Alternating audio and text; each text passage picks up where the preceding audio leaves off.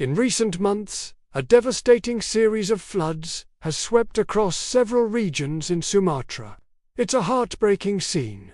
Homes completely submerged, vital roads cut off, and thousands of people forced to flee, leaving everything they own behind. The immediate trigger: intense, unrelenting rainfall that just wouldn't stop.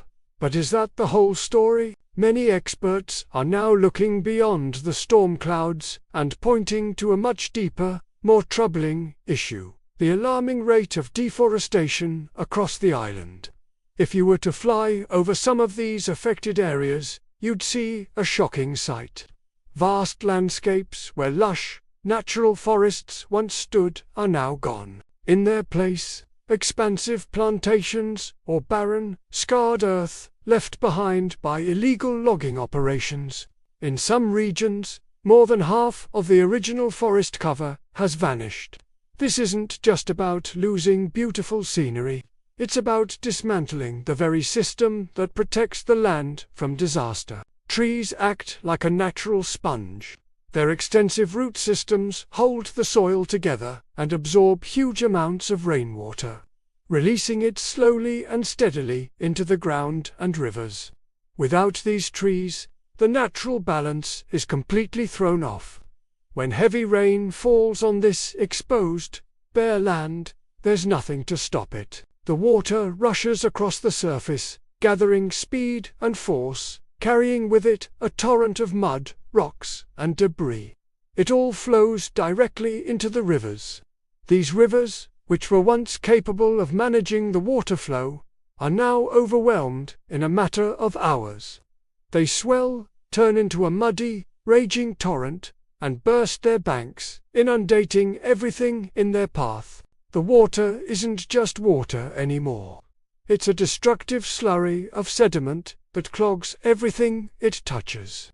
And the problem gets worse when we look at how our towns and cities are built. A map of the recent flood events in Sumatra reveals a clear and disturbing pattern. The floods are most frequent and most severe in places with poor land management. We're talking about drainage systems that are either poorly designed or completely blocked with trash and sediment. We see unplanned construction, where buildings and roads are put up without any consideration for natural water flow, effectively paving over the land's ability to absorb rain. Every new concrete surface funnels more water more quickly into already overburdened systems. However, the conversation isn't that simple. Not everyone points the finger solely at deforestation and poor urban planning. There's a strong argument that large-scale climate change is the primary driver.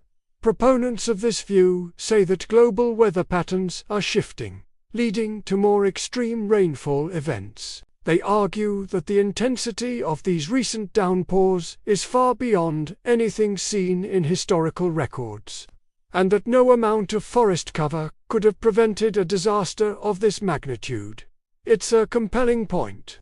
Could we be facing a new normal where nature's fury is simply too great for our current infrastructure to handle? Then there are those who stand in the middle, believing it's not an either-or situation. They argue that both factors are critically intertwined. Yes, climate change might be making the storms stronger, but decades of human activity have stripped away our natural defenses, making us far more vulnerable when those storms hit. It's a combination of a bigger punch from nature and a weaker defense from our side. This perspective suggests we're dealing with a compound crisis where natural and human factors amplify each other, leading to the catastrophic outcomes we're witnessing.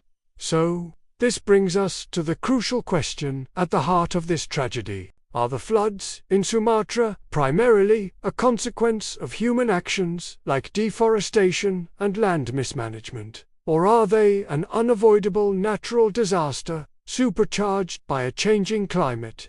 Finding the real answer is more than just an academic exercise. It's absolutely essential for our future. Because if the root of the problem lies in our own behavior, then the solutions must also begin with us. We have to change how we live, how we build, and how we treat our planet. What do you think is the main cause?